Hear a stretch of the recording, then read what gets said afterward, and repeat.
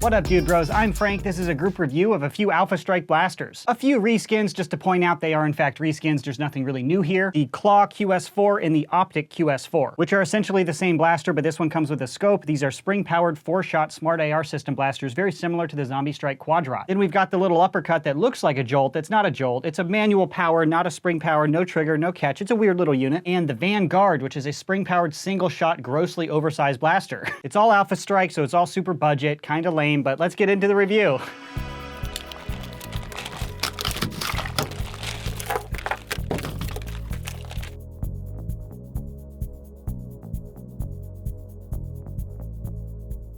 Now, I'm not doing a review on the complete sets that I've purchased. I'm doing a review on the individual blasters. They keep changing up the sets and offering the same Alpha Strike blasters in different combinations, so I'm just going over the individual blasters. But you can get each of these blasters in different mission packs or different, combo kits, essentially. Anyways, a quick overview on each blaster one by one, starting with the Claw QS4 and the Optic QS4. Now, if these look familiar, I've already reviewed the Fang QS4. These are essentially reskins of the same blaster. This one has blue and a new grip, and this one has a scope and a new grip. Other than that, they're pretty much the same thing, but I'm still going to go over them pretty quickly. This is the Claw QS4. Starting up at the front, there's no in-strike barrel lug, but up front we have 4 front-loading barrels. This blaster shoots one at a time using a smart air restrictor system. Starting from the top, moving down, as usual, the last barrel kind of farts out darts sometimes. It doesn't shoot as high velocity as the top barrel. Moving up, no in-strike tactical rail, no tac rails anywhere, a serious lack of tactics in the Alpha Strike series. Moving back to the priming handle, it has a T-style priming handle to prime. You do that. Prime strength required is in line with other Nerf Elite blasters on the market, and it's a pretty smooth prime. Down to the trigger pull is pretty standard. This blaster does not have slam fire. Now down to the grip. Overall, it's a fairly comfortable grip, but it's a much smaller than average grip. This will make it more comfortable if you have a really small hand, if you're a younger child, and given the target demographic of the Alpha Strike series, that makes sense. If you're an older, larger foam flinger with a larger hand, this might be a little too small and a little too cramped for you. A note on the grip, it appears to be the same mold that they used in the Fang QS6, but they just added a new piece of plastic on top. A lot of people complained about the initial Alpha Strike blasters being uncomfortable because these little lines kind of jut into the hand. It is kind of uncomfortable. So instead of remolding it or scrapping the Alpha Strike altogether, which I think they should have done, they just came out with a new piece of plastic that snaps right over the existing grip, and bam, it's a whole new product with a new name. If you've shot the Alpha Strike Fang, you have essentially shot this blaster. It's essentially the same blaster. Not only did they change the yellow to blue, they also changed the pigment of this orange. The Claw looks more pink to me rather than orange. I didn't notice from the computer pictures, I only noticed when they were side by side. But side by side, you can totally tell this is not orange. That's a whole different color. Anyways, smart AR system, 4 barrels. You prime it like this, you go pew pew one at a time. It's not a shotgun. It's like a 4-second concise review on this blaster.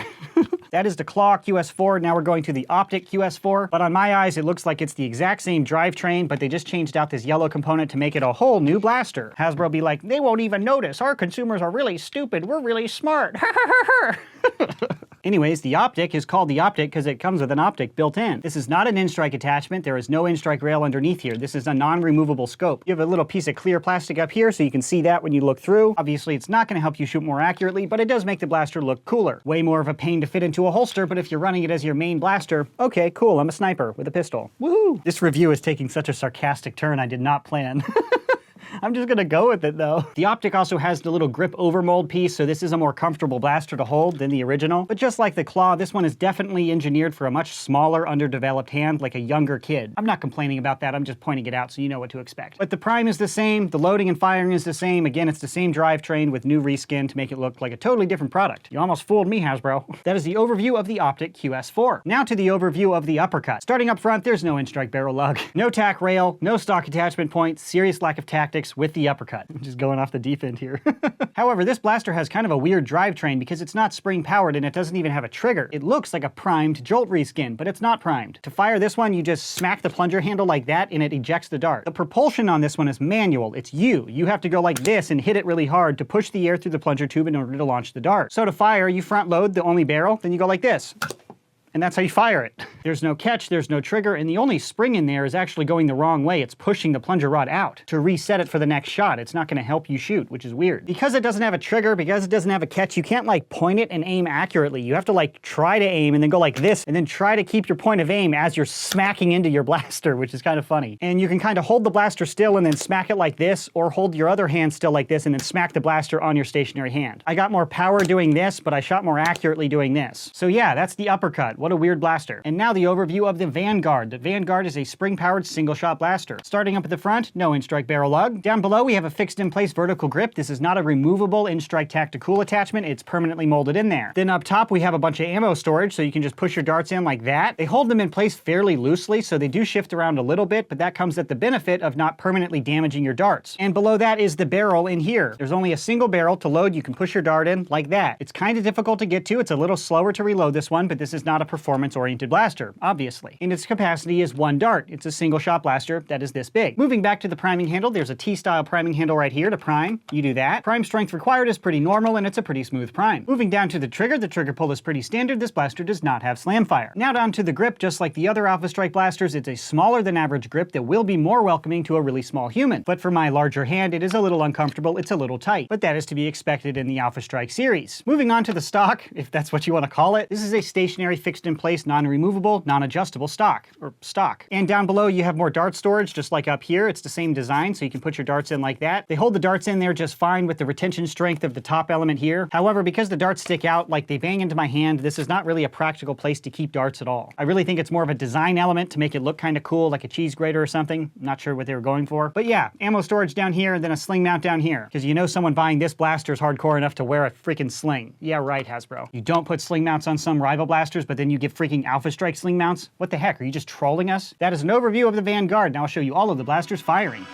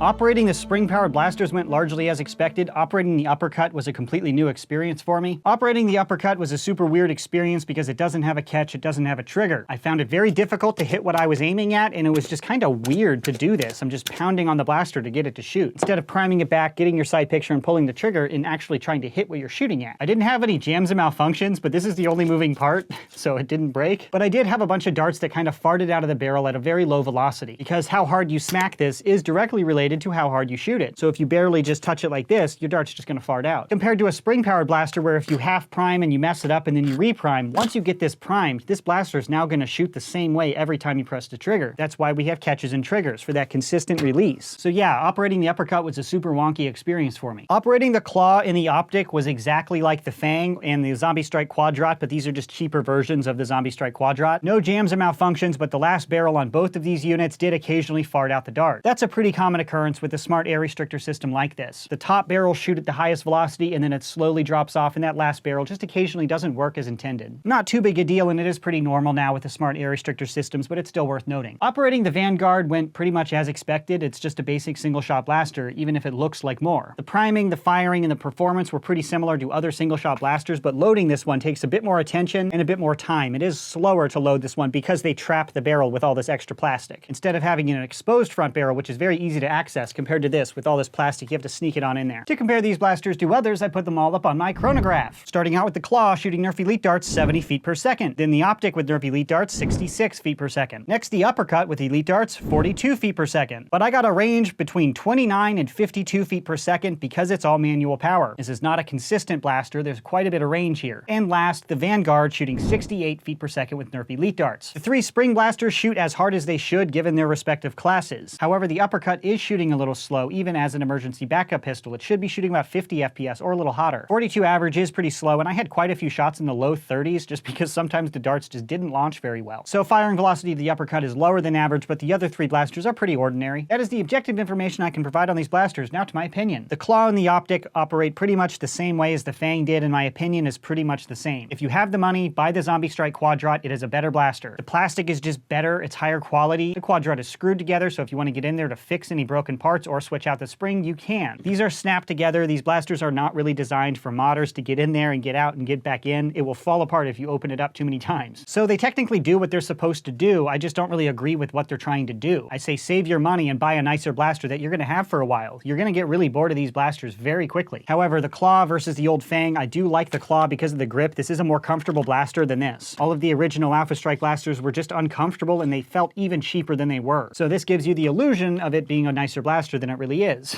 The Optic is just a Claw with a big old scope on it, making it more challenging to get into a holster, but that's not my style. I knew by looking at that I'm not going to like this blaster. They technically work, they technically do as advertised, so fine. They're not totally bad blasters. I just think you can put your money into better blasters and you'll be much happier with other options. Now on to the Uppercut. This blaster reminded me of a McDonald's toy. It was pretty fun for like 5 or 10 minutes and then I just got really bored of it. I would have set it down and forgot it even existed. Exactly like a McDonald's toy. If you're looking for 5 to 10 minutes of entertainment, okay, consider it. But a Jolt is better. All of the other single-shot Jolt reskins are better than this. There's a reason we use triggers and catches and springs. The performance is better. The accuracy out of this is bad. It just got kind of annoying trying to shoot it over and over. And because this plunger arm is extended in its unprimed form, if you tuck it into a cargo pocket, it's much bigger than a Jolt. So it performs worse than a Jolt. It's really sporadic and inconsistent, and it's bigger than a Jolt. Just go buy a Jolt, it's better. So my opinion on the Uppercut is pretty negative. I don't really see anyone buying this and being happy with it for an extended period of time. But time is relative, man. How does one even begin to measure their perceived movement through space-time? That's far out, man. Lastly, the Vanguard, my opinion on this one is pretty negative. It didn't do anything wrong, no jams or malfunctions, and it shoots okay, but it's grossly oversized considering it's a single-shot blaster. You could buy a lot of different spring-powered single-shot blasters that are smaller, cheaper, and perform just as good, if not better. If you want to be lugging around this much size, go buy a strong arm or a disruptor or a hammer shot, more capacity, better performance, and it's just smaller and better ergonomics. This one is really slow to fire, but it's obviously not designed for performance-oriented nerfers, so you knew going into this, I'm not going to like this blaster. This is all about the emotional response for the much younger, much newer foam flingers out there. But those kids don't get 10 minutes into a video review, so I'm not even talking to an audience right now. Who's even listening? I'm questioning way too much right now.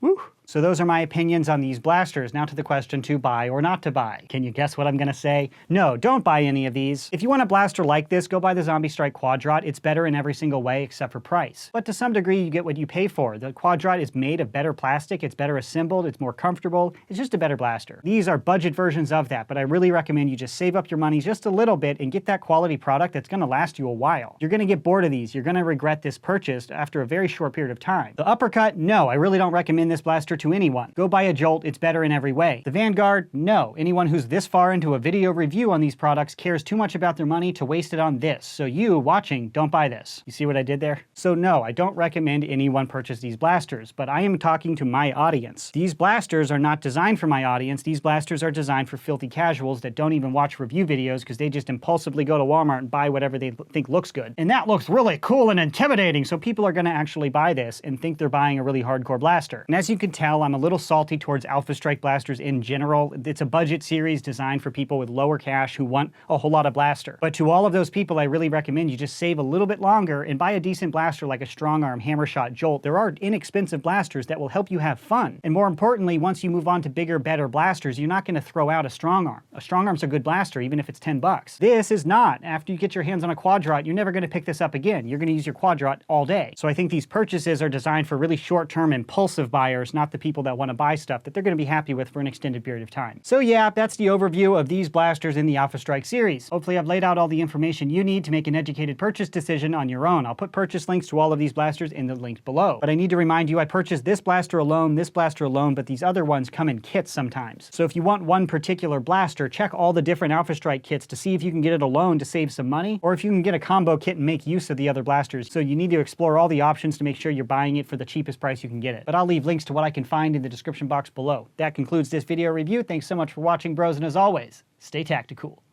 Good riddance, Alpha Strike. I'm done with the video. Get off my table.